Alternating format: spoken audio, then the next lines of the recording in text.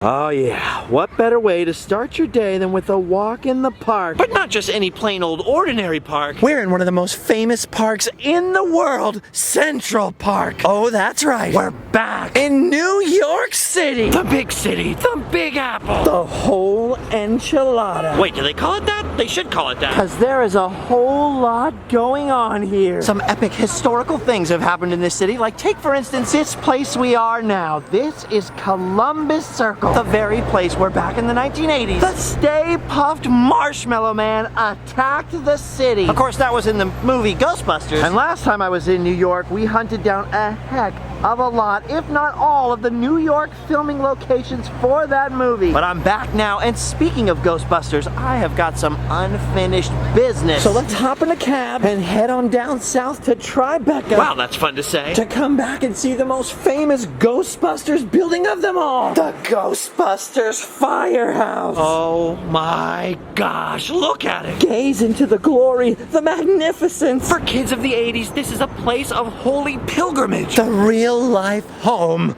of the Ghostbusters. Dude, how sick is this? The Ecto-1 was right here. Bill Murray was right here. Ernie Hudson was here. Dude, that hits you right in the childhood. Now, I did actually come out here last winter when I was in New York City, but if you'll recall, while I was able to match up almost all of the other filming locations from the movie, the firehouse here was undergoing restoration and was covered with scaffolding and tarps. So even though I kind of feel like I just did the heck out of Ghostbusters, as soon as I found out I was coming back to New York for a day or two, I knew I had to come back here. It was almost not even fair. They uncovered this just a few weeks after I left last time. But seeing it now in all its refreshed and restored glory more than makes up for it. Oh my God. This is awesome because it's not just where the Ghostbusters lived and worked in the two awesome movies, but they also used this historic real-life New York City fire station as the model for the firehouse in the show as well. You know, the cartoon. That cartoon was a big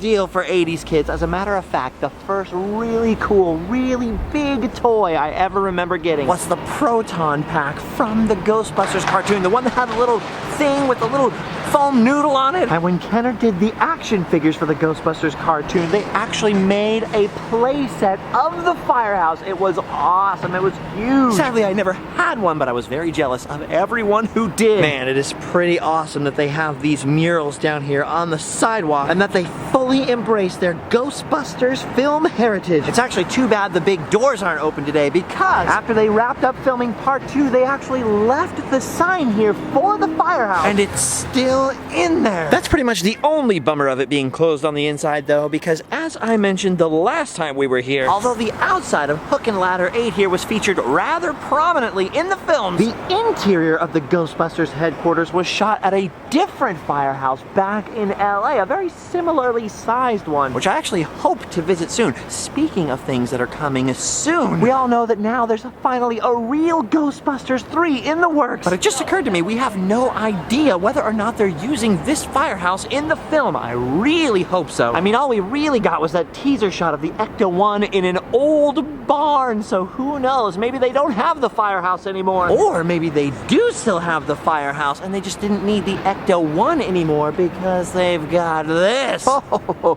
those ghost-busting boys have done pretty well for themselves. A Porsche. Oh, gotta be Venkman's. Hey, this is weird. I just noticed this right here. There's a Porsche parked back there, but check out the sign. Challenger parking only.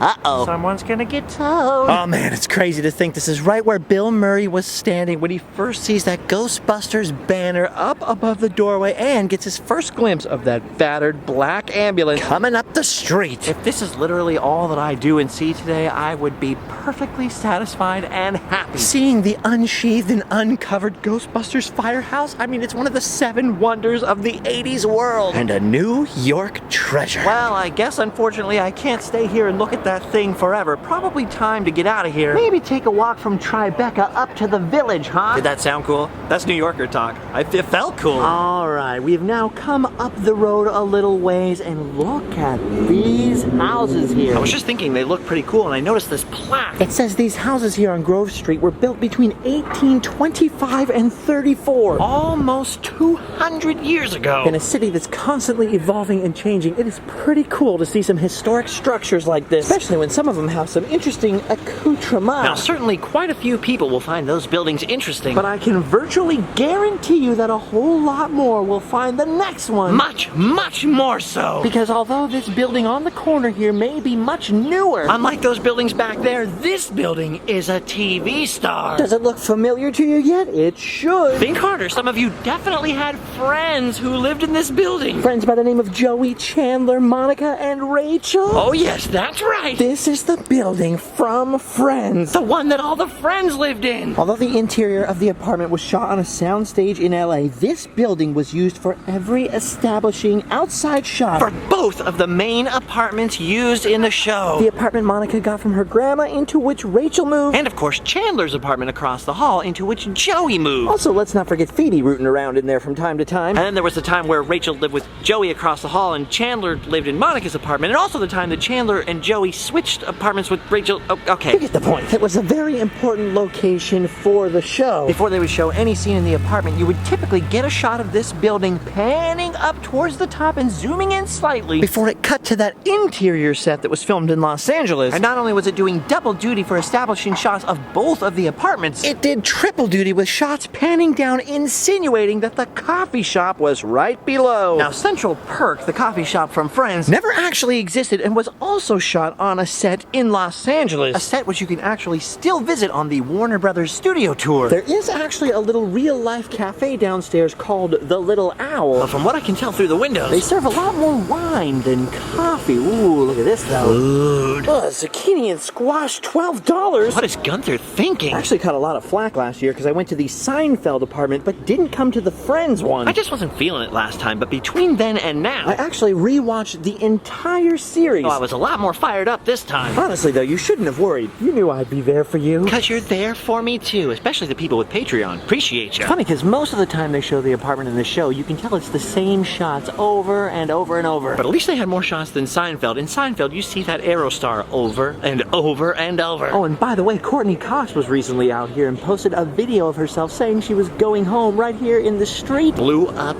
the whole internet because even though the apartment isn't really up there and Central Perk isn't really down here, doesn't stop hundreds and hundreds of people from coming by and gawking at this building because Friends is still very, very popular. And so apparently is this street because they're shooting some stuff just over here. Looks mostly like still photos, but because Courtney Cox was just here, I had to make sure it wasn't one of the Friends. Nah, it looks like a fashion model. Beautiful models. Boring. I find this and the selfie-taking hordes underneath much more interesting. You know what else I really like is this pipe. Somebody painted a face on it.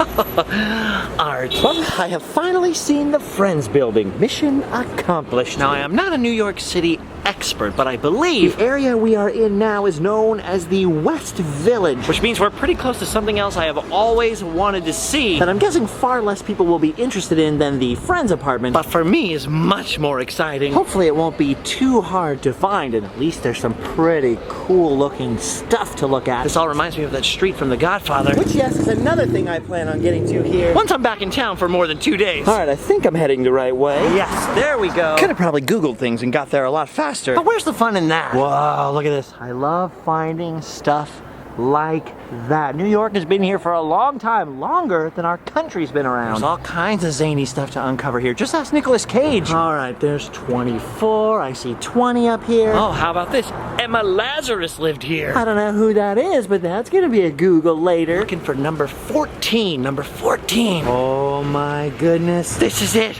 14 West 10th Street. I wanted to come here on my last trip so bad, but I simply ran out of time. Honestly, compared to some of the other buildings I've seen today, it doesn't look like much. But there is a ton of history within these walls. Not only was this building the site of a famous and grisly murder, it's also purported to be one of the most haunted buildings in New York. Oh yeah, there are decades worth of residents describing supernatural apparitions here. But that is not what interests me. I have come down here to 14 West 10th Street because this place was at one point the home of my favorite author of all time, the Lincoln of our literature, Mark Twain. Although he was born and raised in Missouri and cut his teeth and learned his chops out in California and Nevada, and became famous as a newspaper correspondent to Hawaii and the Holy Land and all the world over, and has a well-known house and museum over in Connecticut, what many people don't know is that Mark Twain spent a considerable amount of his time in New York. He had several houses here in New York City, especially towards the end of his life, and I believe, although I hope I'm wrong, that this one on 10th Street is the only one in Manhattan to survive. Now, Mr. Sam Clemens only lived here for about a year, 1900, 1901, somewhere in there. It was a good deal after his most famous and enduring works like Tom Sawyer, Huck Finn. While he lived here, he would have been mainly writing about grumpy old man stuff like politics. But most of his classic books were in fact written in New York State, at a place owned by his in-laws called Quarry Farm up in Elmira, New York, where Mark Twain is buried, so he's still a New York State resident. Man, even though his time here was brief, it is still awesome for me to be standing here. I am a serious Twainiac. So this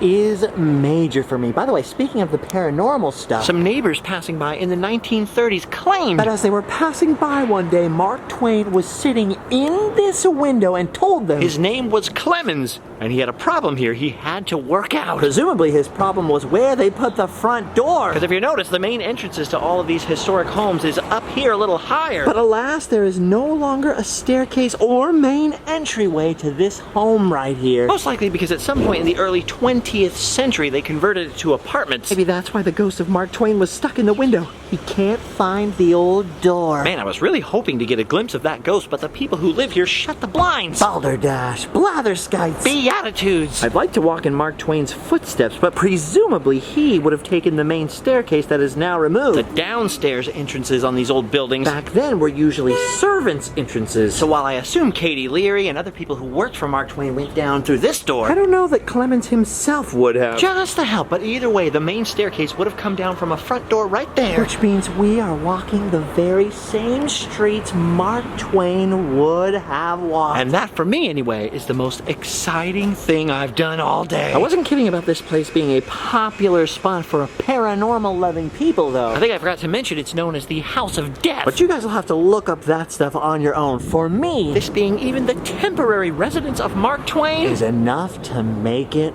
awesome. Oh, Mark Twain was a person in this neighborhood, in this neighborhood, in this neighborhood. Mark Twain was a person in this neighborhood, a person you can't meet cause he's dead. Man, that ended on a depressing note, almost as depressing as this is terrifying. Ugh. Now, Twain may have only lived in that house a year, but right afterwards he moved around the corner to 5th Avenue and 9th Street, 21 5th Avenue to be exact. He lived right here on this corner in a house that has been sadly demolished for at least 3 years. And I know space is at a premium in New York City, and they have to find more ways of squeezing more people in somehow. But Mark Twain's house demolished? That's a crying shame. I hope you're happy, you apartment-dwelling Mark Twain house killers. I hope you're happy. Well, at least now that I've made it to this corner, I can cross this place off my list for walking in the footsteps of Mark Twain. In fact, I believe I've almost had enough walking in general. My dogs are barking. So as much as I'd like to keep walking or even head up to the top of the Empire State Building, I think maybe it's time for me to catch an Uber so I can head back to Midtown for our last spot, which is the Pulitzer Fountain and the Plaza Hotel, New York's most exciting hotel experience. Oh, I lied. I walked all the way back here. Oh, Apple Maps said it would be faster than how fast the Uber said it would be. Oh, huge mistake. Anyways, you guys remember this hotel as the hotel from Home Alone 2, Lost in New York. We filmed this last year as well as filming this fountain, which is where Kermit the Frog was sitting with Jenny and Miss Piggy was peeping at them from across the street over there. Muppets Take Manhattan, filming location, Home Alone 2, of course. Well, this is one of the places I caught a lot of flack for, because even though it figured prominently in the background between these two buildings, I failed to mention that this building right here appeared over and over in the show Friends as the office where Chandler Bing worked. Look at that. All right, we've seen it now. Bada boom, bada Chandler Bing. Muppets Take Manhattan, filmed just right here and over yonder with Miss Piggy. Home Alone 2, and a filming location from the TV show Friends.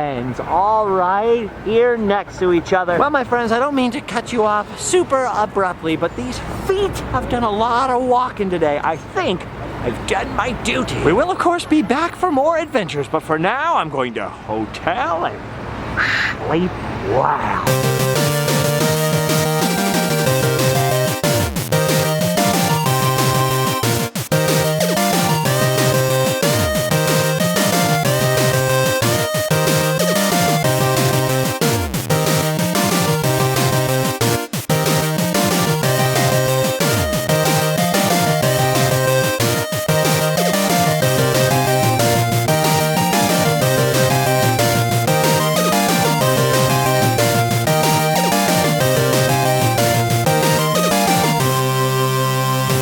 Are you the Mark Twain pigeon? Are you the Mark Twain pigeon? You know anything about Twain? Twain? Oh, rude. We had